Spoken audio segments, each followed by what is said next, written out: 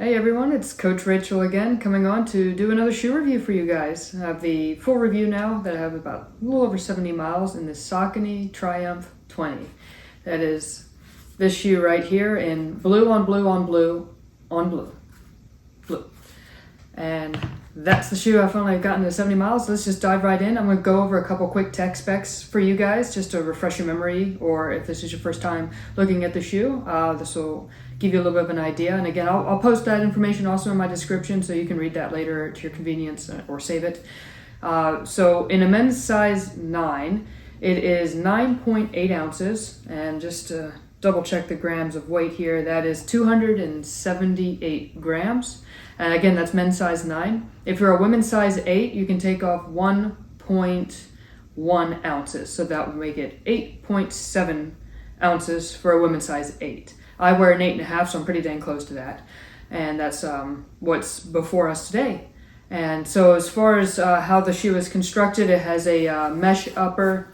It has their new Power Run foam, ample amounts of it under the shoe. As you can see, it's a pretty substantial, thick shoe, and a lot of good rubber underneath it here.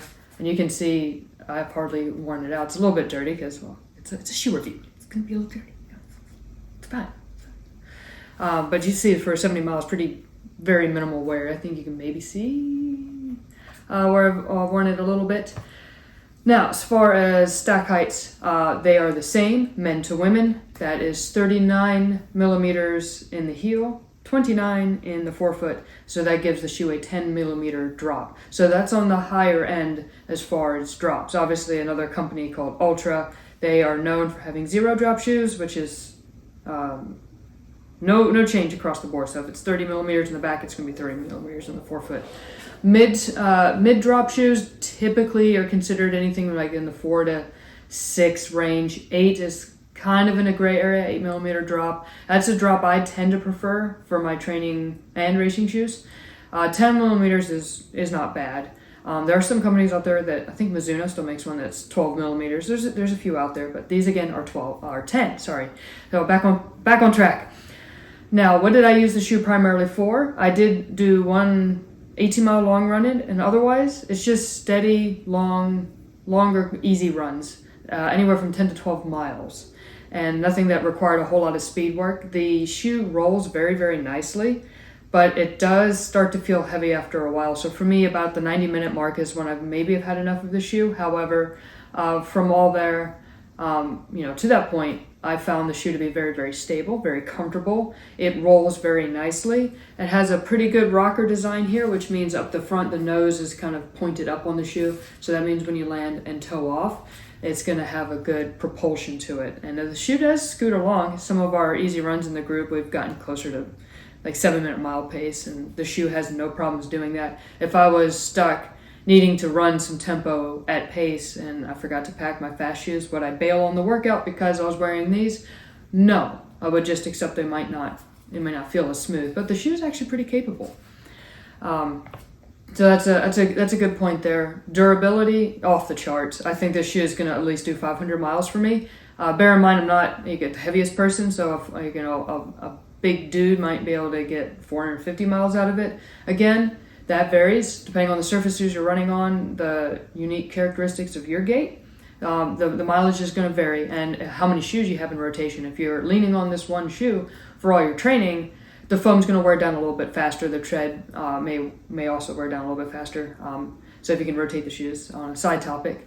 The heel strike versus forefoot, if you're looking from that standpoint, it's very cushioned all the way through. So if you are a heel striker, I think this shoe is going to take pretty good care of you, because on the backside, while you can see the material kind of moves away up here, it has a very good stability here. And the forefoot, that rubber, that's pretty wide relative to kind of the front of the shoe. So the top here, that is. So I think that's a good spread, like ratio. And I think that's going to just keep your foot nice and stable without it being a stability shoe. It is a neutral shoe, just to be fully clear there. Now, how did it lace for me?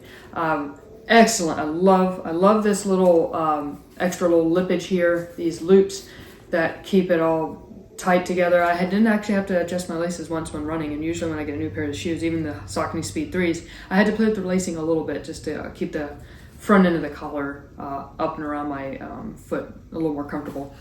And then as far as this tread goes, I haven't run too much in slick surfaces. I did encounter a little bit of mud, and I felt like I was sliding around in that, but my God, people, it's mud, so I'm not going to hold it too much against the shoe company. That's, particularly with the high stack height. What else about the shoe can we describe? The heel counter has a lot of stability in there. I'm not, crushing on the thing, but when I push in about there, I can feel a plastic plate, and I think that helps kind of hold your heel, hold it a little bit straight. So if you are the ever slightest pronator or supinator, and you just need a tiny bit of stability, this shoe might actually be enough for you without having to dive down the realms of stability shoe. It could work, particularly with this wider base up here in the forefoot.